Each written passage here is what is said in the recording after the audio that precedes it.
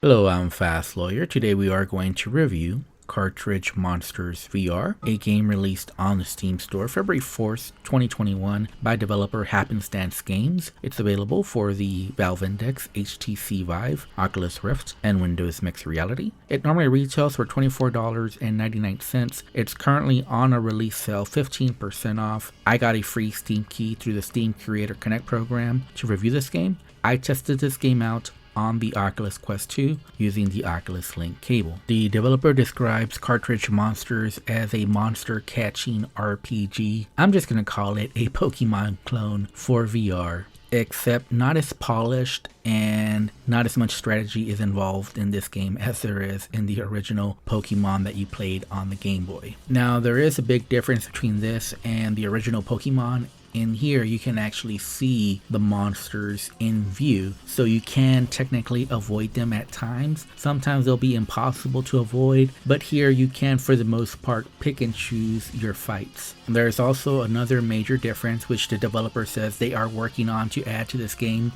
but there is no Pokédex. In other words, there is no monster directory, monster database, where you can find out more about the enemies that you encounter, the monsters that you encounter, and also your own group of monsters. Now, technically, you can look at the roster of your monsters and see what type they are, but basically you just learn from experience. So you'll know this monster has strong attacks against this type of monster in general, and they pretty much coincide with what you see in Pokemon. For example, the water type of Pokemon, oops, my bad, I mean Cartridge Monster. The water type Cartridge Monster will be weak against electric attacks, electric type Cartridge monsters, and fire type Cartridge monsters will be weak against water type Cartridge monsters, etc., etc. However, the level of the Cartridge monster here is very important. So even if you have, for example, a water type of Cartridge monster going against an electric type, if you have a higher level, it may not make any difference and you might still win very easily.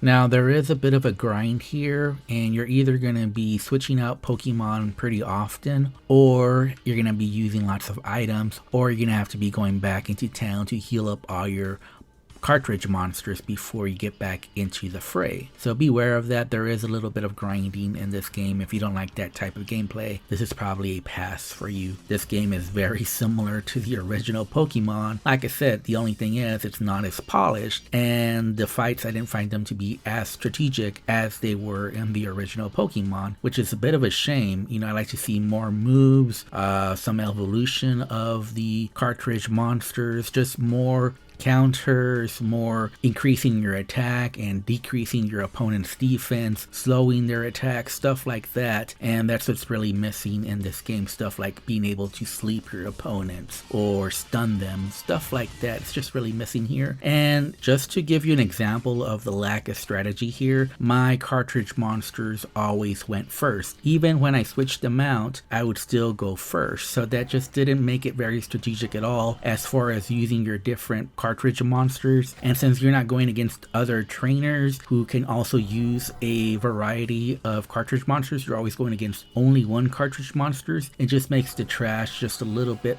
too simple and a little bit too repetitive. Now, the boss fights are there at the end of levels, and they are more interesting than the general trash on the way to the boss because they're more difficult, and it usually takes several of your Pokemon, several of your Cartridge monsters in order to take down the boss at the end of the levels. And you also need to ready up with enough potions, enough health, enough mana, enough revival potions to clear the sections that you want to clear. Cartridge Monsters is running on the Unity engine. On my RTX 3080, I was getting 90 frames per second for the most part. However, I did have several dips during my gameplay. On this video, you don't really see as many dips as I had in other gameplay, but I did see the frame rate drops as low as 45 frames per second. But even on the video, you'll see a few drops here and there. So for the most part, it is consistent 90 frames per second, but there are a few drops which suggests it's not optimized correctly because again, I'm on an RTX 3080. This should be running very smoothly considering the graphics here. And this is a low polygon art style, which I generally like in some games. Some of the most beautiful experiences in VR is with low polygon environments